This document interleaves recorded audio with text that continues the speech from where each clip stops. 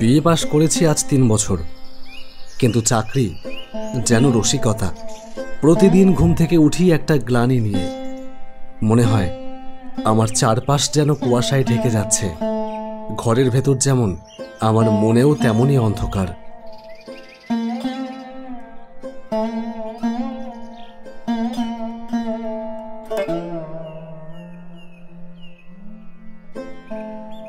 তোকে আর বলে কি হবে, আবার একটা চাকরির ইন্টারভিউ দিয়ে এলি, এইবারও তো হয়নি। না মা, 3 নম্বরে ছিলাম মেধা তালিকায়, কিন্তু ওরা আবার নিজেদের লোক নিয়ে নিল। এদিকে তোর বাবার সব ওষুধ শেষ, আজ 1 সপ্তাহ হয়ে গেল। কাজের বাড়িতে বলেছে এই মাসে মাইনে পেতেও দেরি হবে। আমার হয়েছে যত জ্বালা, কি যে করি এই সংসার নিয়ে।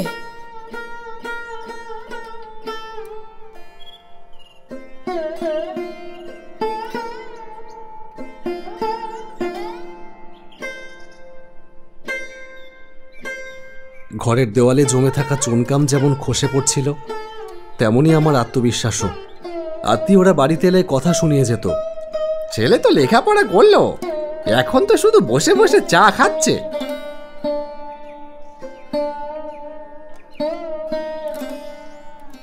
আয়নার দিকে তাকিয়ে মাঝে মাঝে নিজেকেই চিনতে পারতাম না।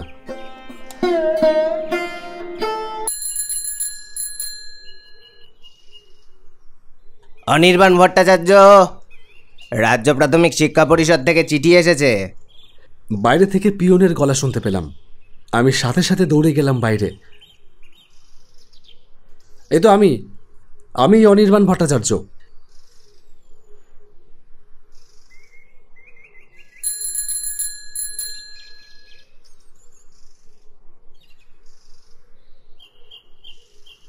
চিঠিটা পড়তে পড়তে আমার গলা কেঁপে উঠল। আপনাকে বীরভূম জেলার একটি সরকারি প্রাথমিক বিদ্যালয়ে সহকারী শিক্ষক পদে নিযুক্ত করা হলো। বাবারে, আমার ছেলেটা চাকরি পেল? সত্যি সত্যি বলছিস? আমার ছেলেটা মানুষ হলো এতদিনে, এবার অন্তত একটু হাঁপ ছেড়ে বাঁচতে পারি। এই চাকরিটা পেয়েছিস ঠিক আছে, কিন্তু বীরভূম তো অনেক দূর, আর একা থাকবে স্কুলের কোয়ার্টারে। এইসব জায়গা তো, অনেকে বলে এখানে একা থাকা ঠিক না। মা, ভয় পেও না, আমি আর সেই আগের আমি নই। এবার আমি সত্যিই কিছু করে দেখাবো। যা রে বাবা যা, সময় এসেছে আকাশে উড়বার। ভয় পেলে আর এগোতে পারবি না।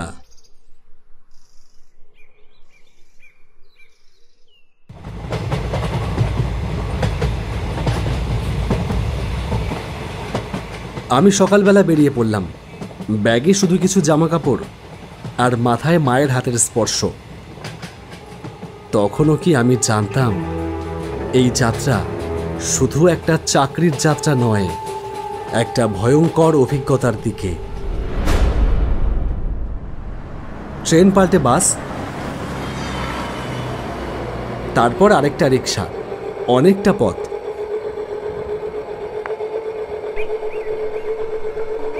শেষমেশ বিকেল 4টেয় পৌঁছালাম স্কুলে।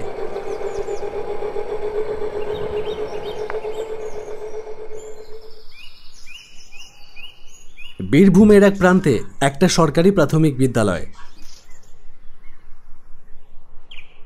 চারপাশে শুধু ফাঁকা মাঠ, মাঝে মাঝে তালগাছ আর নীরবতা, যেন এই স্কুলটাই সময়ের বাইরে দাঁড়িয়ে আছে। আপনিই তো নতুন শিক্ষক? হ্যাঁ। আচ্ছা, আমার থাকবার কোয়ার্টারটা? বুঝেছি, দরজা নম্বর 12।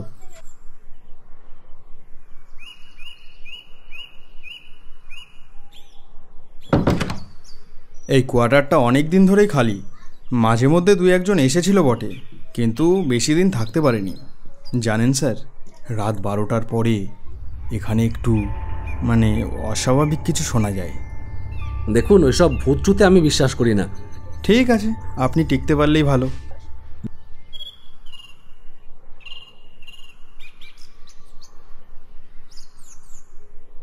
ঘরটা পুরনো হলেও খারাপ না। কাঠের দরজা, একপাশে আয়না লাগানো দেওয়াল। কিন্তু প্রথমেই যেটা চোখে পড়ল, ঘরের জানালায় কোনো পর্দা নেই। অন্য কোয়ার্টারগুলোর সব জানলায় কিন্তু পর্দা ছিল।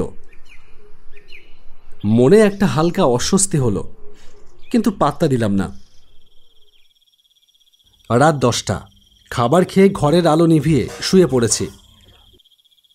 চোখ বন্ধ করে ভাবছি, এত দূরে এসে একা থাকব, যদি বাবা মা অসুস্থ হয়। যখনই এমন ভাবনায় ডুব দিচ্ছি, ঠিক তখনই একটা শব্দ, 3 বার দরজায় টোকা, খুব হালকা কিন্তু স্পষ্ট। আমি চোখ কপালে তুলে বসে পড়লাম। কে ওখানে? কে?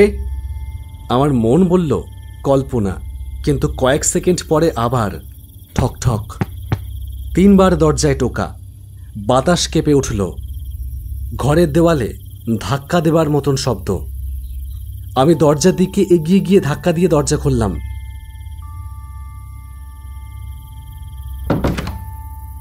কোথায়? কেউ তো নেই। কে ছিল বাইরে? চারিদিক নিস্তব্ধ, আর সেই অপার্থিব বাতাস। আমি ধীরে ধীরে দরজা বন্ধ করে ঘরে ঢুকলাম, আর আয়নার দিকে তাকাতেই আমার বুকটা কেঁপে উঠল। এই তো আয়নায় কেউ দাঁড়িয়ে আছে আমার পেছনে। আমি ঘুরে দাঁড়াতেই কেউ নেই। কি করে সম্ভব? এই তো পরিষ্কার দেখলাম আয়নায় কেউ একজন দাঁড়িয়ে আছে আমার পেছনে। তাহলে আমার পেছন ঘোরার মধ্যেই সে কোথায় গেল? সেই প্রথমবার আমার মনে হলো এই ঘরে কিছু একটা আছে। আমি একা নই, কেউ আমায় দেখছে। রাত কেমন গেল স্যার? ভালোই। আচ্ছা, আপনাকে একটা কথা জিজ্ঞেস করবার আছে। আপনি কখনো দরজায় কোনো শব্দ শুনেছেন? সে শব্দ নতুন কিছু না, কিন্তু তার মানে আপনি ডাক পেতে শুরু করেছেন। ডাক? কিসের ডাক? তনয়ার।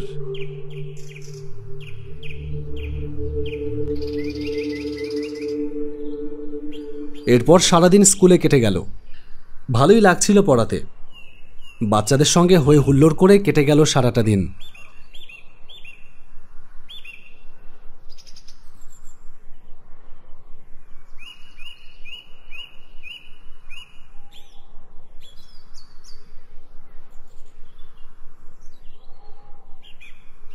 বিকেলের দিকে ঘরের দরজা খুলতেই দেখতে পেলাম বাইরে একটা পুরনো স্কুল ব্যাগ। তার গায়ে ধুলো পড়ে আছে, যেন বহুদিন কেউ সেটা ছুঁয়েও দেখেনি। আমি সেটা ঘরে নিয়ে এসে খুললাম। ভেতরে একটা ডায়েরি। তার প্রথম পাতায় লেখা, আমার নাম তনয়া। দরজা নম্বর 12তেই আমার সব শেষ হয়েছিল। তারা বলেছিল এটা আমার ঘর নয়, কিন্তু এখানে যে আমার প্রাণটা আটকে গেছে। তারা আমায় বিশ্বাস করেনি, আমিও নিজেকে বিশ্বাস করতে ভুলে গিয়েছিলাম।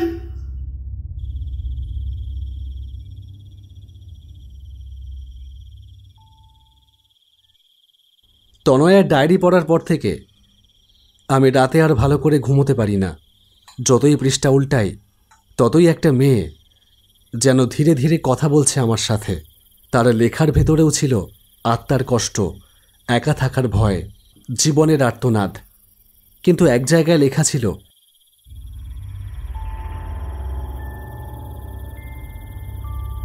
যদি কেউ শুনতে চায় তাহলে আমি আর ডাকবো না। যদি কেউ বুঝতে পারে আমার কথা, তাহলে আমি ফিরে যাব।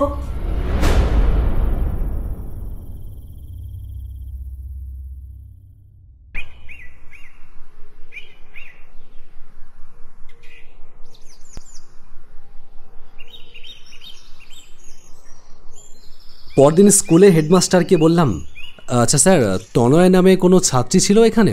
কে বলল আপনাকে? হ্যাঁ ছিল, বছর 10 আগে, কিন্তু আমরা ওই ব্যাপারটা ভুলে যেতে চাই। কেন স্যার, কি হয়েছিল? সে ছিল অন্যরকম, চোখে কেমন একটা অদ্ভুত দৃষ্টি। ক্লাসে কেউ পাশে বসতে চাইতো না। ছোট একটা মেয়ে, চুপচাপ থাকতো। মাঝে মাঝে হঠাৎ হেসে উঠতো একা একা। শেষমেশ একদিন ওকে ওর ঘরে দরজা নম্বর 12তে ঝুলন্ত অবস্থায় পাওয়া গিয়েছিল। তনয়ার ঘরে সেই সময় ছুতে দেয়নি কেউ। সবাই বলেছিল ও নাকি পসেসড ছিল। তাকে ভয় পেত সব সহপাঠীরা। কেউ একজন নাকি তার ডায়েরিতে লিখে দিয়েছিল, তুই মানুষ না, তোর ছায়া আলাদা চলে। আর সেটাই নাকি তাকে ভেঙে দিয়েছিল। আবার সেই শব্দ, তবে এবারে একটু ভারী।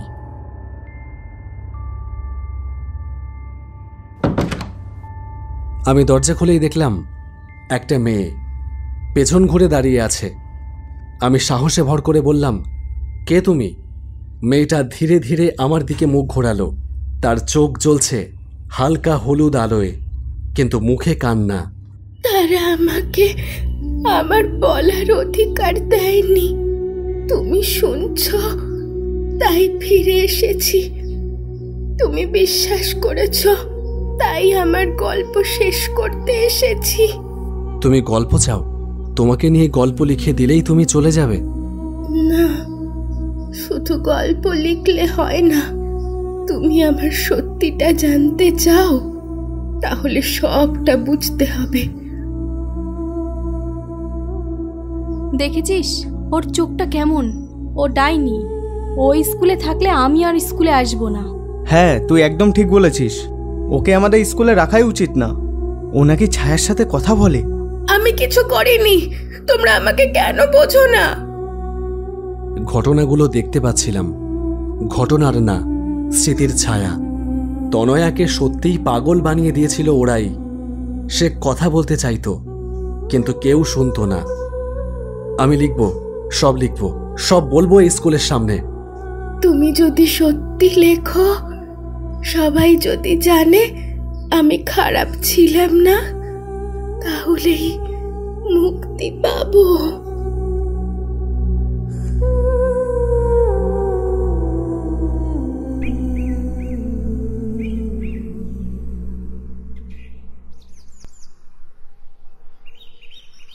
এটা কে লিখেছে এখানে? আমি। এটা তনয়ার গল্প স্যার। আর এটা শুধু একটা ভূতের গল্প নয়, এটা একজন অবুঝ ছাত্রীর শেষ আর্তনাদ, যা আমরা কেউ শুনিনি। শুনলে আজ হয়তো তাকে মরতে হতো না। সেই ঘটনার পর দরজা নম্বর 12 থেকে আর কোনো টোকা শোনা যায় না। আয়নায় আর কোনো ছায়াও আসে না। তনয়া যেন শান্ত হয়ে গেছে।